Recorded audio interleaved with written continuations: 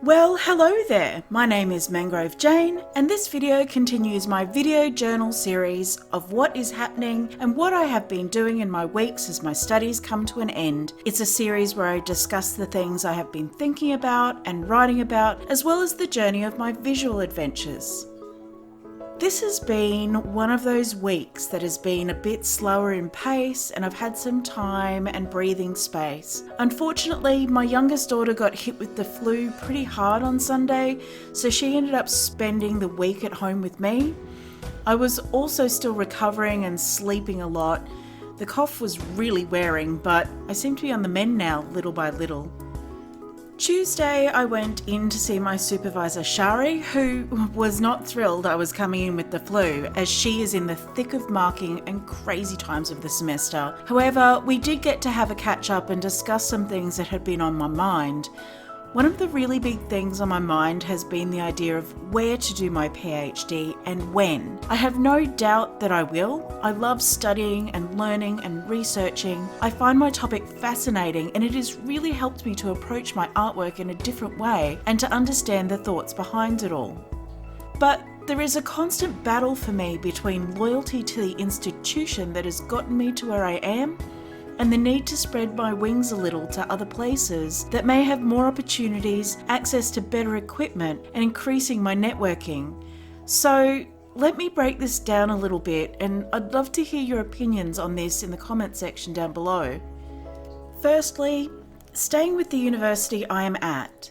The university I am currently at has done a lot of work to support me through my first postgraduate degree and encourage me into the doctoral program. I'm familiar with the university, with the politics of it, where all the resources are. It is set right into the cultural precinct of Brisbane, which means I am surrounded by theatres and art galleries all the time. And South Bank itself is gorgeous.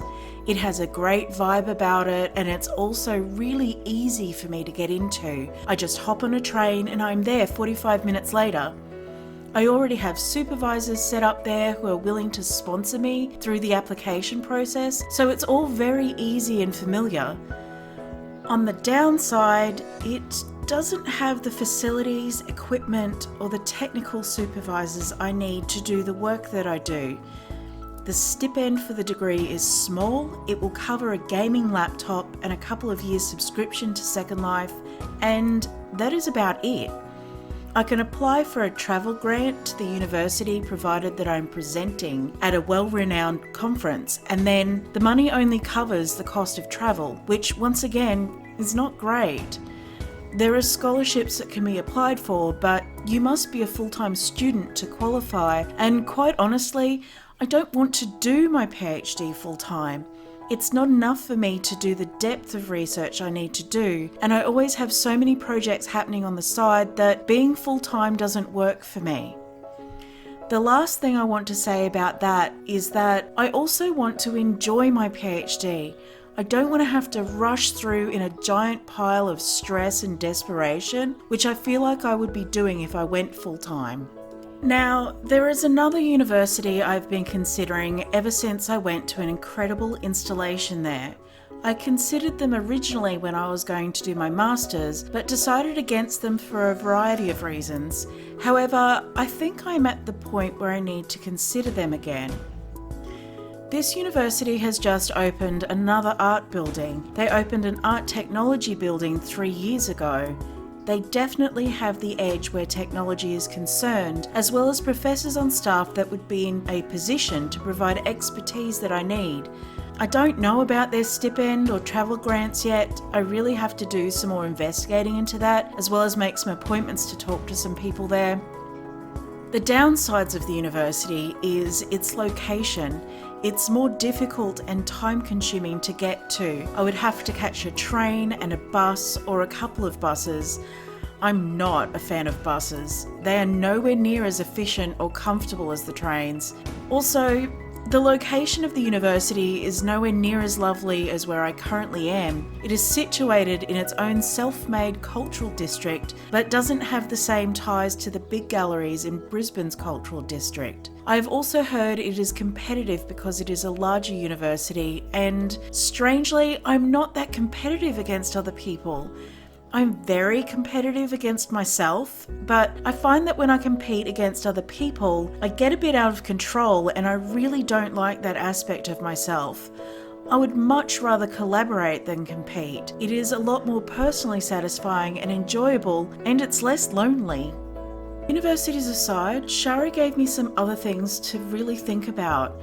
She made a good point about doing the PhD because you love it, not because you're expecting to get an academic job out of it. I have to admit, when I first started down this road, that was exactly where I was wanting to be heading. But the more I walk this path, the less sure I am about whether working in universities is the right thing for me. It's hard to say because I've never actually worked in a university, and part of the reason for that is that I don't have the qualifications. Here in Australia, to teach at a university, you need to have a minimum of 1 degree higher than the level you are teaching. So if you're wanting to teach undergraduates, you need to have at least your master's. That's a very simple version of how it works. In reality, there are just no teaching jobs at university in art, and when one is advertised, the competition is fierce. Funding to the arts has been cut drastically. It takes a lot of money to run a dedicated art university, and numbers are declining for both undergraduates and postgraduates. Art universities don't make a lot of money. They cost a lot of money. It is more lucrative for universities to run business courses or science and tech courses, so that is pretty concerning, but not a total deal breaker for me.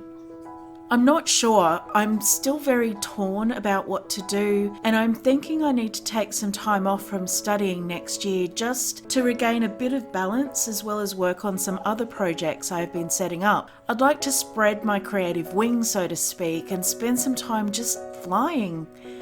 It will give me time to look at my study options as well, and I will actually know by then whether I have the grades to apply. There's not a lot about Second Life in this vlog today. Next week definitely sees me in world a lot more and catching up with what is happening in the world. I feel like my real life stuff has been so all-consuming lately that is all I've been talking about, but I promise that is going to change very soon.